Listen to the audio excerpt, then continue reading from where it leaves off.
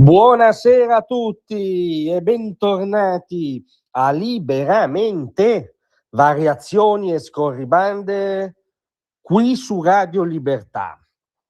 Allora, l'ultima imprescindibile polemica portata avanti dal campo largo ed nella fattispecie dal suo esponente indubbiamente più ciarliero e proattivo, Angelo Bonelli, co-leader di AVS, riguarda il regalo che ha fatto il presidente autocrate perlomeno, diciamolo, Erdogan, ad Ankara, al vertice della NATO, ai leader dei paesi che ospitava. Il regalo obiettivamente anomalo, nel senso che trattasi di una pistola con sopra inciso il nome del leader in questione e relativo carico di munizioni. Non solo il regalo è anomalo, ma come è, immagino vi sia ampiamente noto, qui siamo tutto tranne che dei fan del sultano che vuole restaurare la potenza islamista ottomana, no? Riportare la Turchia prima della sua connotazione laica nazionale.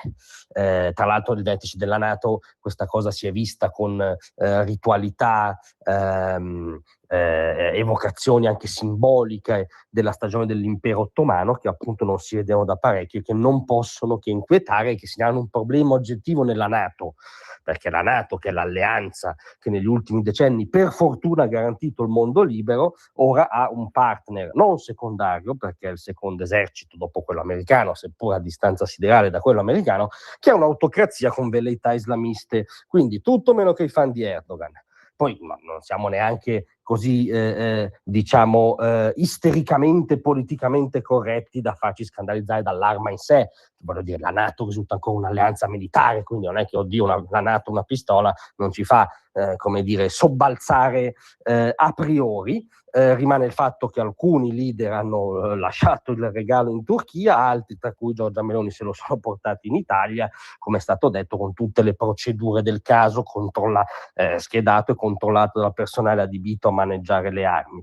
Insomma, questa è solo la premessa, cioè la pistola di Erdogan è la premessa per la vera notizia, che è la sparata di Bonelli, perché Bonelli ha visto un pertugio in cui fare il comunicato di giornata, forse farà anche un esposto a qualche procura, perché sapete che ogni cosa che lo turba, Bonelli va a fare un esposto contro il centrodestra. Per ora ci ha regalato un'uscita che non possiamo non riferirvi, perché siamo degli appassionati ormai del genere bonelliano. Il gesto di Erdogan al vertice NATO non è folklore diplomatico, è l'immagine plastica di una NATO che dice di garantire la pace e intanto distribuisce armi da fuoco come gadget tra i capi di Stato. Ora, per carità, ripetiamo, non siamo appassionati né di Erdogan né di questo regalo, rimane il fatto che speriamo che la NATO non coltivi ancora un problema con le armi da fuoco, se no c'è un problema lievissimo che riguarda la credibilità e la deterrenza della NATO stessa.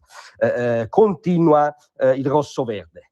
Il premier britannico Starmer ha avuto almeno la dignità istituzionale di lasciare l'arma in Turchia.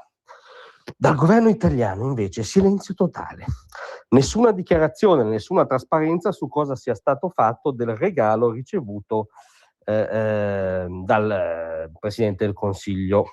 Attenzione, perché è un climax la comunicazione bonelliana e si arriva al gran finale. È lo stesso silenzio che accompagna le scelte del governo Meloni sulla politica estera e sul riarmo. Tanto se c'è un tema su cui il Presidente del Consiglio, ma anche gli esponenti principali della maggioranza, è difficile siano accusati di reticenza, in questi anni ci pare la politica estera. Comunque, continua Bonelli, adesione al ricatto di Trump del 5% del PIL, aumento della spesa militare, nessun vero dibattito parlamentare sulle priorità strategiche del paese. Quindi la pistola di Erdogan dimostrerebbe l'adesione al ricatto di Trump sul 5% del PIL da destinare alle spese della NATO. Peccato che Meloni ad Ankara abbia portato una posizione per cui il governo arriva al 2,8 del PIL, con un aumento sicuramente sensibile, più 0,7, che non solo lei ma altri esponenti del governo, della Lega in primis, hanno chiarito non va a ripercuotersi su spese sanitarie o sociali. che ha una sua fondatezza storica, per cui l'alleanza non può più reggersi esclusivamente sul contribuente americano, ma che non è il 5% del PIL, è pressappoco la metà. Quindi, come dire, è tutto un sogno, cioè un comunicato onirico di Bonelli, per cui la pistola di Erdogan, il 5% del PIL, il silenzio di Meloni, insomma è letteratura, ecco, letteratura. Rimane il fatto che il regalo è bizzarro, Erdogan è un problema della NATO, sì, per certi versi, molti versi sì, ma qui siamo nell'ambito della storia seria che si svolge. Poi, devo dire a volte per fortuna, perché ti tira sul morale, c'è anche l'ambito della commedia, della bonellata di giornata, per cui oggi abbiamo sì la pistola di Erdogan, ma abbiamo soprattutto la sparata di Bonelli, che ci ha restituito almeno un minimo di buon umore. Grazie a tutti, a domattina.